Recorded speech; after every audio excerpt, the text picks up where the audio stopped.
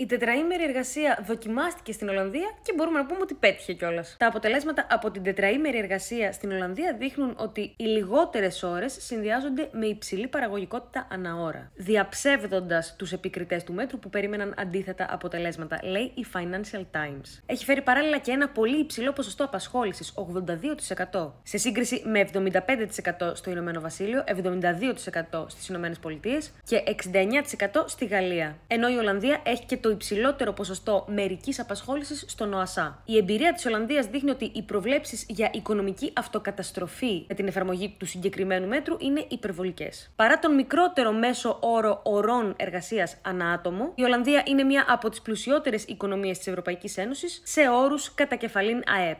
Παράλληλα, ο εβδομαδιαίος χρόνος εργασίας για τα άτομα 20 έως 64 ετών στην κύρια εργασία τους είναι 32,1 ώρες, ο χαμηλότερος στην Ευρωπαϊκή Ένωση σύμφωνα με τη Eurostat. Οι γυναίκες έχουν επίσης υψηλά ποσοστά απασχόλησης στην Ολλανδία, ειδικά σε σύγκριση με χώρες όπως η ΗΠΑ, όπου ο μέσος όρος ωρών εργασίας είναι μεγαλύτερος.